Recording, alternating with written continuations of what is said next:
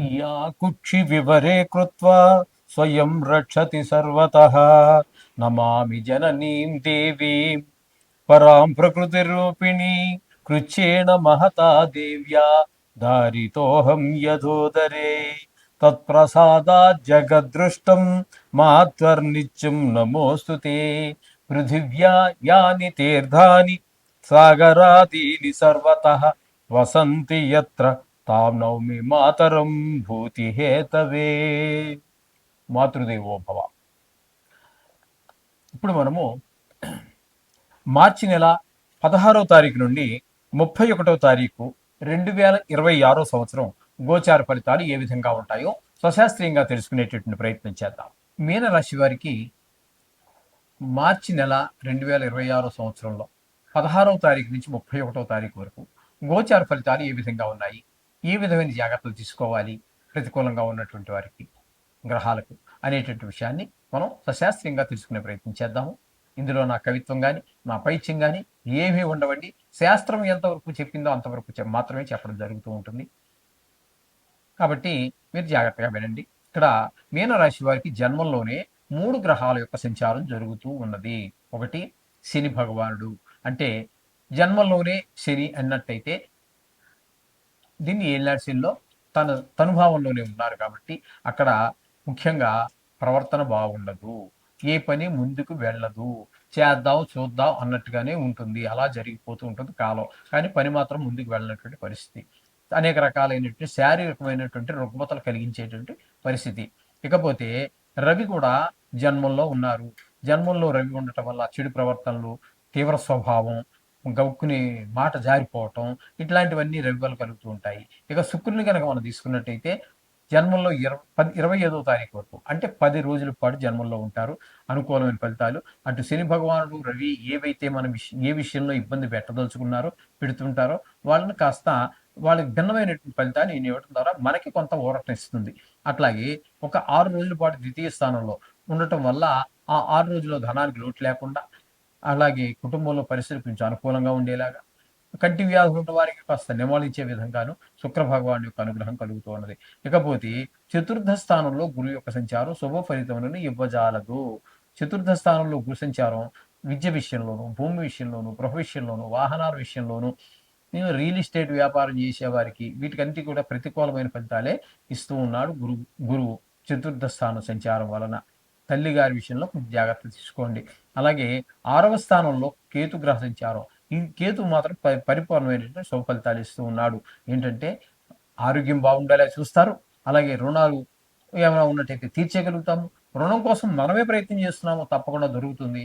మీరు ఆ తీసుకున్న రుణంతో ఏదో సద్వినియోగం అయ్యేటట్టుగానే ఇల్లు కొనటము, లేకపోతే ఇంటికి స్థలం సమకూర్చుకోవటము, కారు కొనటము, ఏదో పిల్లవాడిని ఉన్నత విద్య కోసం ఖర్చు చేయటము, మొత్తం మీద మీరు చేసినటువంటి ఖర్చు ఏదైతే ఉన్నదో ఆ ఖర్చు సద్వినియోగం అయ్యేటటువంటి అవకాశం మనకి కనిపిస్తూ ఉంటుందండి.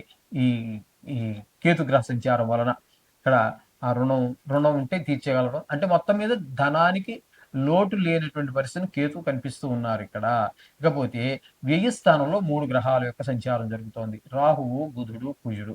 ఈ 3 వ్యయ స్థానంలో ఉన్నప్పుడు ఇవన్నీ కూడా ధన వ్యయం, ధన నష్టము, శత్రు భయము, మనోవిచారము, కలత్ర నిష్టము, కొంతమంది దుర్మార్గులకి కారాగార శిక్ష, ఇట్లాంటివన్నీ కూడా మనకి ఈ 3 గ్రహాలు కూడా అదే పని చేస్తూ ఉన్నాయి. కాబట్టి ఈ చెడు పనులు చేసిన అటువంటి వాళ్ళు ఎవరైతే ఉన్నారో వాళ్ళనే కాదండి, మామూలుగా చెడు పని చేయకపోయినా కూడా ఈ ధనం విషయంలో ధన వ్యయము, ధన నష్టము 2 వేరువేరండి. ధనం వ్యయం అంటే మీరు ఖర్చు పెట్టుకున్నారు, దానికి అంత బాధ ఉండదు. ధన నష్టం అంటే పర్స్ పోగొట్టుకున్నారు, లేకపోతే పిక్ పాకెట్ కొట్టేశాడు, లేకపోతే ఎవడో దొంగ మాయ మాటలు చెప్పి మీ ధనాన్ని బురిడి కొట్టించి కొంత డబ్బు అన్యాయంగా తీసుకెళ్ళిపోయాడు. అటువంటప్పుడు ఏమవుతుంది, మనసు 10 రూపాయలు పోయినా కూడా మనసు బాధపడుతూ ఉంటుంది. ఈ విధంగా ధన నష్టం వేరు, ధన వ్యయం వేరు. ఆ విధమైనటువంటి బాధలు కలగకుండా జాగ్రత్తగా చూసుకోండి. ధనం విషయంలో మరీ తగు జాగ్రత్తతో ఉండండి. ఎక్కడా మీరు వాళ్ళకి హామీ, వీడు నా చిన్నప్పటి నుంచి నాతో చదువుకున్నాడు, లేకపోతే నాతో పాటు 5 ఏళ్ళు ఉద్యోగం చేశాడు, ఇటువంటివేమి మనసులో పెట్టుకోవద్దండి. ఎవరికి మీరు హామీలు అవి ఉండవద్దు. అట్లాంటివి చేస్తే ఆయన హ్యాపీగానే ఉంటాడు. మీరు ఎవరి కోసమైతే మీరు హామీ తీసుకున్నారో ఆయన హ్యాపీగా ఉంటాడు. మీరు మాత్రం మునిగిపోవడం గ్యారంటీ. కాబట్టి అటువంటి హామీలు ఎవ్వరికీ ఉండవద్దు. అర్థమైంది కదండి. ఈ విధంగా ఉన్న తగు జాగ్రత్తలు తీసుకుంటూనే మొత్తంగా మనం చెప్పాలి అన్నట్టయితే ఇందులో మీకు అనుకూలమైనటువంటి గ్రహం ఒక్క శుక్రుడు ప్లస్ కేతు 2 గ్రహాల యొక్క అనుకూలత ఉంది. మిగతా గ్రహాలన్నీ కూడా కొంచెం ప్రతికూలంగానే ఉన్న కారణంగా మీరు తప్పకుండా నవగ్రహాలకు సంబంధించినటువంటి శ్లోకాలు, బీజాక్షరాలు లేతే మీకు రోజు వెళ్ళేటటువంటి దగ్గరలో ఉన్న గుడిలో నవగ్రహాలు వెళ్ళే అలవాటు ఉంటుంది. కొంతమందికి స్నానం చేసి ఇంటి దగ్గర పూజ చేసేసుకుంటారు. వెళుతూ వెళుతూ 2 అడుగులు వాకబుల్ డిస్టెన్స్‌లో ఉంటే అక్కడికి ఆగి ఆ నవగ్రహాలు తిరిగి గుడిలో ఉన్నటువంటి ప్రధాన దేవుడు ఎవరైతే ఉన్నారో ఆ దేవుడిని దర్శనం చేసుకొని వెళ్ళిపోతుంటారు. రోజు రోజు రోజు ప్రతి నిత్యము వాళ్ళకి అదొక దినచర్య అంతే.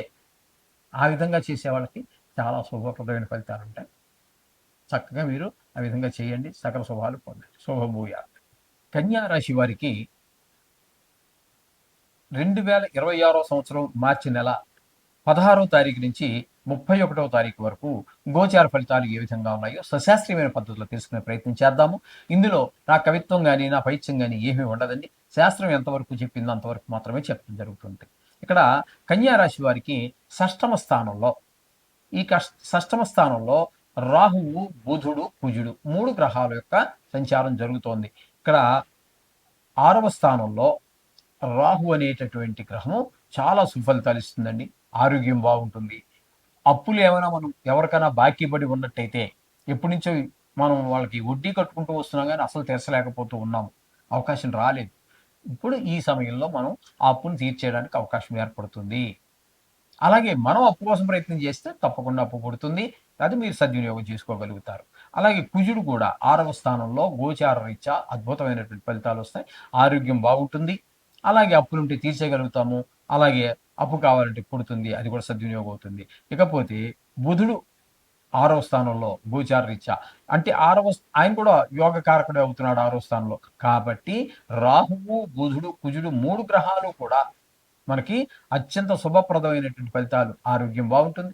రుణాలు తీర్చగలుగుతాం. అంటే కావాలంటే పుడుతుంది. అంటే ధనానికి లోటు రాదు. ఏ విధంగా మనం ఇవ్వాలన్నా, తీసుకోవాలన్నా, ఇచ్చేయాలన్నా కూడా ధనానికి లోటు లేని పరిస్థితిని రాహువు, బుధుడు, కుజుడు కూడా కల్పిస్తూ ఉన్నారిక్కడ. అంచేత వీరికి చాలా శుభప్రదంగానే చెప్పుకోవాలి. 3 గ్రహాలు యోగిస్తున్నాయి. ఇకపోతే 7వ స్థానంలో శని 3 గ్రహాలు అక్కడ కూడా సంచారం చేస్తున్నాయి. ఇక్కడ సప్తమ స్థానంలో శని భగవానుడు సంచారం ఈ 16 రోజుల పాటు జరుగుతున్నది. అయినా భార్యాభర్తల మధ్యన, భాగస్వామ్యంలో వ్యాపారం చేసే వారి మధ్యన కొంచెం ఇబ్బందికరమైనటువంటి పరిస్థితులు కల్పిస్తూ ఉన్నారు. అలాగే రవి కూడా 7వ స్థానంలో శుభ ఫలితములు నింపజాలడు. భార్యాభర్తల మధ్యన కొట్లాటలు, అలాగే భాగస్వామ్యుల మధ్య అభిప్రాయ భేదాలు. శుక్రుడు కూడా ఈవెన్ అత్యంత శుభప్రదమైన శుక్రుడు కూడా 7వ స్థానంలో వచ్చినప్పటికీ భార్యాభర్తల మధ్యన వివాహ స్థానం కళత్ర స్థానం కాబట్టి ముఖ్యంగా భార్యతోటి మిగతా వాళ్ళతో కంటే కూడా భార్యతో కొంచెం ఎక్కువ గడవాల్సినటువంటి అవకాశం ఉన్నది. అలాగే భాగస్వామ్యుల వ్యాపారం మధ్య కూడా ఈ 7వ స్థానంలో ఉన్నటువంటి 3 గ్రహాలు ఉండండి. అంటే రవి 8వ స్థానంలో ఒక 6 రోజులు ఉంటున్నారు. ఇక్కడ 7వ స్థానంలో 10 రోజులు మాత్రమే ఉంటున్నారు. కాబట్టి ఈ 8వ స్థానంలో ఉన్న 6 రోజులు మాత్రం కొంచెం శుక్రుడు పర్వాలేదు. కానీ మొత్తం మీద 7వ స్థానంలో ఉన్నటువంటి శని, శుక్ర, రవి 3 గ్రహాలు కూడా ప్రతికూలమైనటువంటి ఫలితాలు ఇస్తూ ఉన్నాయి. ఈ విధంగా ఉంటుందండి. ఇకపోతే దశమ స్థానంలో గురువు యొక్క సంచారం జరుగుతోంది. దశమ స్థానంలో గురువు యొక్క వృత్తిపరమైనటువంటి ఇబ్బందులు కలుగజేస్తూ ఉంటాడు. వృత్తిపరమైనటువంటి ఆటంకాలు కలుగుతూ ఉంటాయి గురువు వల్ల. వ్యాపారం అని వృద్ధిలోకి రాదు. ఆఫీస్ ఉంది, ఎక్కువ పని చేస్తాము, కానీ ఇంకా ఇంకా వర్క్ లోడ్ ఎక్కువైపోతుంది. శ్రమకు తగినటువంటి ఫలితము లభించకపోవటం. అలాగే చేసిన పనిని కనీసం దానికి ఆర్థికంగా మనకి సపోర్ట్ లేకపోతే పోయింది. మనం మేనేజరో లేకపోతే మనకంటే పై ఆఫీసర్ ఎవరు ఉన్నారో ఆయన కూడా ఏంటండి పని ఇంత ఎలా చేశారో అని చెప్పేసి అనేటటువంటి పరిస్థితి కనబడుతూ ఉంటుంది ఇక్కడ మనకి ఈ కన్యా రాశి వారికి. అలాగే వ్యయస్థానంలో కేతుగ్రహ సంచారం ఇది కూడా అనుకూలమైనటువంటి ఫలితములను ఇవ్వజాలదు. కాబట్టి ఈ ఇక్కడ మనకి వ్యయస్థానం కాబట్టి మనోవిచారము, ధన నష్టము, కొంతమంది కారాగార శిక్షలు పడే అవకాశం ఉంటుంది దుర్మార్గులకి. అలాగే కొంతమందికి భార్యా నష్టం కూడా జరిగే అవకాశం ఉంటుంది. ధన వ్యయము, శత్రు భయం, అనేక రకాలైనటువంటి ఇబ్బందులు కేతు వ్యయ స్థానంలో ఉండి కలిగిస్తూ ఉన్నాడు. కాబట్టి ఇక్కడ ముఖ్యంగా మనం మొత్తంగా మనం చెప్పుకోవాలి అన్నట్టయితే కన్యా రాశి వారికి ఈ 6వ స్థానంలో ఉన్నటువంటి రాహువు, బుధుడు, కుజుడు అత్యంత శుభప్రదంగా ఉన్నారు. పోయినట్టయితే ఇక భాగ్యస్థానంలో ఒక 6 రోజులు శుక్రుడు మాత్రం అనుకూలంగా ఉన్నారు. పాక్షికంగా అంటే 16 రోజుల్లో 6 రోజులు అంటే మరి ఇంకా అది పాక్షికంగా అనడానికి కూడా లేదనుకోండి. మూడో వంతు. ఈ 6వ స్థానంలో ఉన్నటువంటి రాహు, బుధ, కుజులు మాత్రం పూర్తి శుభులే.